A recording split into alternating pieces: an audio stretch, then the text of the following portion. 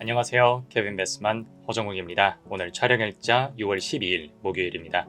오랜만에 이렇게 화면을 통해서 여러분들께 인사를 드립니다.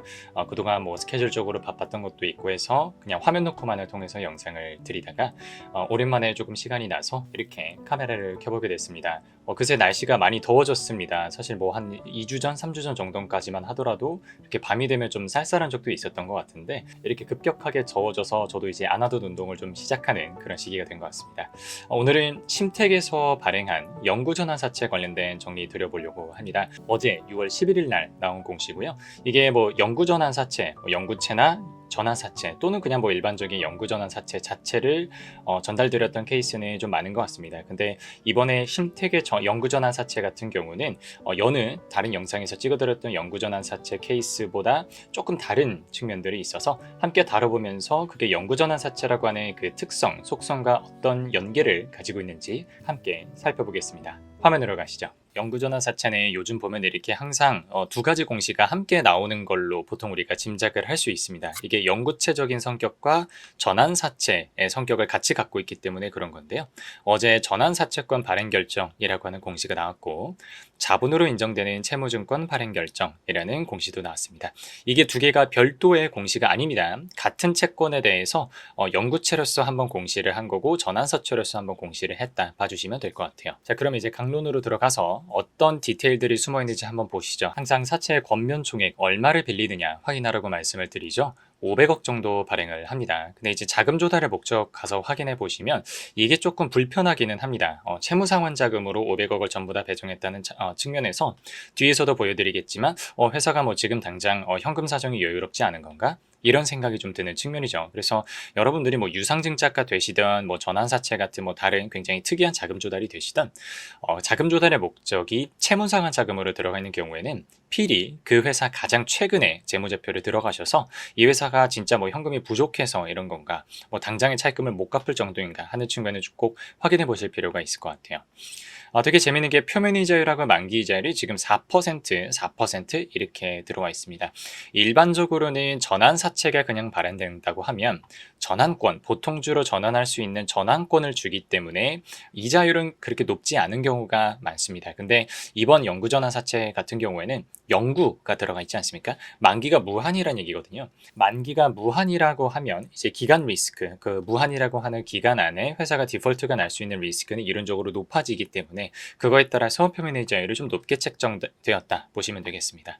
그리고 이제 사채 만기일이 2055년이에요. 지금으로부터 30년인데 제가 영구채 말씀드릴 때마다 항상 언급을 드리죠. 이게 30년으로 끝나는 게 아니라 30년에 한 번씩 발행 회사가 자기 선택으로 계속 연장할 수 있는 그런 구조라고 말씀을 드렸습니다. 자, 그래서 이제 이자율 쪽 보셔야 되는데 이게 스텝법 조항이긴 하지만 그동안에 제가 말씀드렸던 스텝법 조항하고는 또 조금 다릅니다. 이게 어떻게 다르냐면 자, 가나 다리 이걸 차근차근 다 읽어보셔야 됩니다. 자, 본사채 표면 이자율은 4%래요.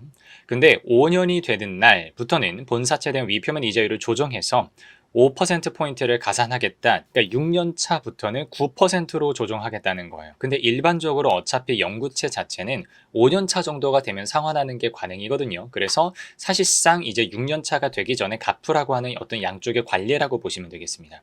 근데 지금 여기까지만 보시면 여기에 스텝법 조항이라고 하는 게 안 들어가 있어요. 재밌는 게 참. 본사채에 대한 만기 보장 수익률, 이게 이제 만기까지 전환권이 행사가 안 됐을 때 만기 보장 수익률 들어가 있다라고 말씀을 드리죠. 연복리 4%로 한다. 근데 다만 조정일로부터는 본사채에 대한 위만기 보장 수익률을 조정해서 위만기 보장 수익률의 가산금리를 가산한 이자율을 본사채에 대한 조정 만기 수익률로 한다라고 적혀져 있습니다. 그러면 일단 조정일이 언젠지를 확인을 하셔야 될 거고요. 거기서 가산이 되는 가산금리가 얼마가 되는지를 봐야 되겠습니다. 이게 다번에 나와 있어요. 조정일로부터 매 1년이 되는 날부터는 가산금리를 변경하겠대요. 조정표면 이자율 및 조정 만기 보장 수익률을 조정하기로 하고요. 이에 따라서 매 1년마다 직전 가산금리에 연 3%포인트씩을 가산한 이자율로 조정표면 이자율 및 조정 만기 보장 수익률을 조정하되 변경 가산금리를 연 19%를 초과할 수가 없다. 라고 나와 있죠. 이게 그래서 지금 당장 표면이자율이 바뀌는 것은 아닙니다. 표면이자율이 가에 따라서 표면이자율이 바뀌는 것은 아니에요. 근데 만기 보장 수익률, 만기 때까지 뭐 주가가 못 오르게 되면 그러면 전환권을 행사할 이윤이 없어지겠죠. 그렇게 되면 계속해서 연 3%씩 늘어나서 최대 연 19% 정도까지 늘어날 수 있다라는 얘기입니다. 그래서 정리를 해드려보면 일반적으로는 표면 이자율 자체가 올라가는 경우들이 많습니다. 근데 이 회사 같은 경우는 채권자한테 당장 이자, 매년 나가는 표면 이자를 4% 이상 줄 생각은 없는 거예요. 어차피 5년차 정도가 되면 갚거나 전환권 행사하거나 둘 중 하나 할 거니까요. 근데 만약에 주가가 하락하게 되면 전환권을 행사하지 못하는 상황이 될 거고, 그 상황에서는 만기 보장 수익률을 내가 스텝업으로 올려줄게 라고 하는 굉장히 특이한 거죠. 요게 오늘의 핵심입니다. 요거 가져가시면 좋겠습니다. 자, 지금부터 빠르게 가겠습니다. 이제 전환권 관련된 거 보실 건데요. 한 주당 얼마 받아갈 수 있느냐? 전환가액 21,550원 정도 확인하시고요. 어제 종가 기준으로 22,700원 정도예요. 그래서 뭐 주가가 그렇게 부정적으로 반응하는 것 같지는 않습니다.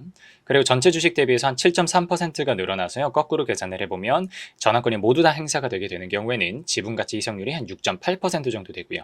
시가 하락에 따른 리픽싱은 없습니다. 확인해 주시고요. 자, 이제 콜옵션, 풋옵션 보라고 말씀드리죠. 일반적으로 영구채가 들어간 경우에는 사채권자가 풋옵션을 가지고 있는 경우는 거의 없어요. 그래서 지금 여기 있는 발행회사의 조기 상환권과 매도 청구권에 관한 사항 보시면 되는데, 발행회사의 조기 상환권 다 보세요. 이것도 서로 관리라고 말씀드리죠. 발행일로부터 5년이 결과한 날은 회사가 선택에 따라서 전부 또는 일부에 대해서 조기 상환을 할 수 있다 나와 있죠. 그러니까 5년 정도가 지나면 그냥 이 콜옵션을 행사해서 갚으라는 얘기입니다. 근데 여기서 또 이번에 심택의 영구 전환 사채만의 특별한 점이 있습니다. 지금 매도 청구권이라고 나와 있는데, 발행 회사는 어쩌고저쩌고 기간까지 어쩌고저쩌고 조건에 따라서 본권 사채 전환 전자 등록 총액의 33% 상당 한도 내에서 본권 사채 일부를 주식회사 심택홀딩스에게 매도할 것을 청구할 수 있다라고 하는 거죠. 그러니까 이거 자, 심택이 있고 채권자가 있겠죠. 지금 채권자가 100% 가지고 있는 거예요. 이 전환사채를. 근데 한 1년이 지나고 나서부터는 발행회사 심택이 요구할 수 있는 거예요. 야, 네가 가지고 있는 사채 중에서 3분의 1 정도는 내 모회사한테 갖다가 줘. 심택홀딩스한테 매도할 것을 청구할 수 있다라고 되어 있습니다.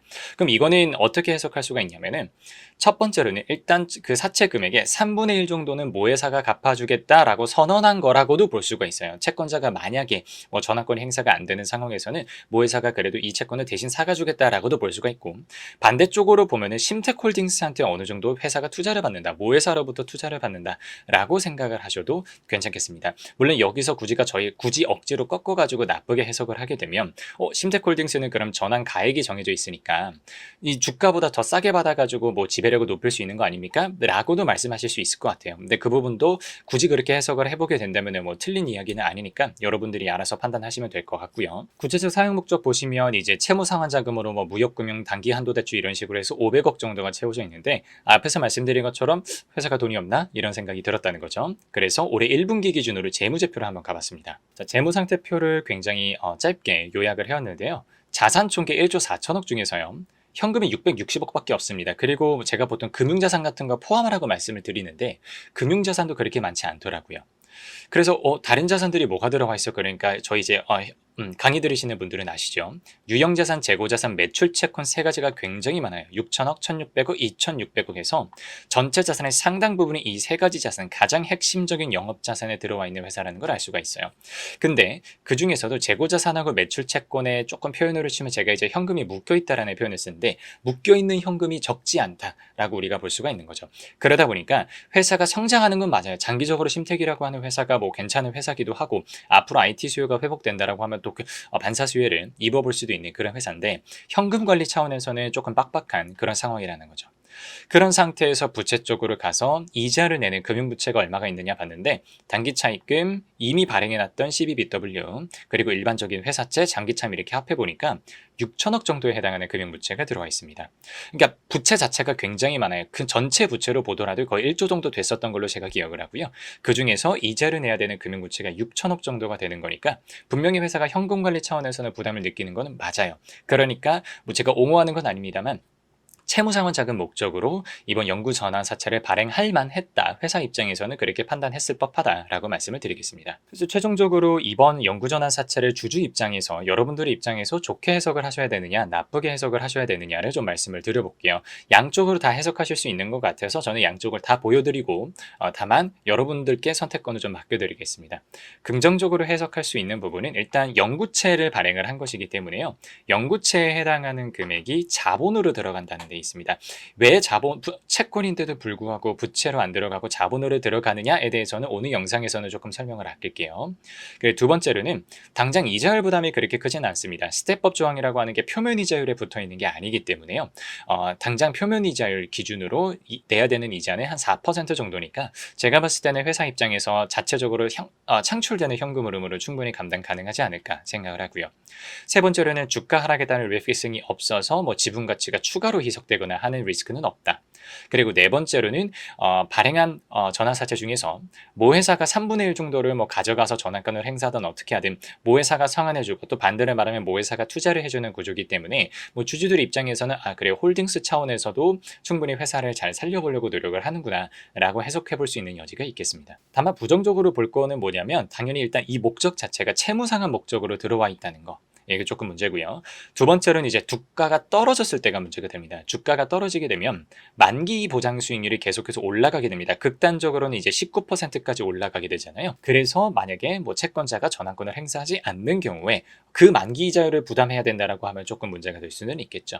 그리고 세 번째로는 그냥 기업 자체가 절대적으로 재무 구조가 지금 그렇게 마음 편한 거는 아닙니다. 재무 구조가 마음이 불편하다고 해서 주가가 무조건 떨어진다 이렇게 말씀드리는 건 아니겠습니다만, 그럼에도 불구하고 조금 경영하시는 분들 입장에서는 현금 관리가 조금 빡빡할 수 있겠다라는 설명을 드리겠습니다. 오늘 영상 정리드리겠습니다. 심택이 영구전환 사채를 발행을 했고요. 영구채, 만기가 무한대인 그런 채권의 성격과 전환사채, 내가 빌려준 금액을 보통주로 받아갈 수 있는 그런 옵션이 합쳐진 거를 영구전환 사채라고 한다고 말씀드렸는데, 이번 심택이 발행한 영구 CB 같은 경우는 다른 영구 CB에 비해서 조금 특별한 것들이 있었습니다. 스텝업 조항이 표면 이자율에 들어가 있는 게 아니고 만기 보장 수익률에 들어가 있었다는 점, 그리고 사채 일부를 모회사인 심택홀딩스가 가져갈 수 있다는 점을 언급을 드렸습니다. 그러면서 좋게 볼 수 있는 측면과 또 나쁘게 볼 수 있는 측면을 동시에 말씀드려서 심택에 관심 있으신 분들은 참고하시고 여러분들의 투자에 적절하게 활용하셨으면 좋겠습니다. 오늘 영상은 여기까지 드리겠습니다. 감사합니다.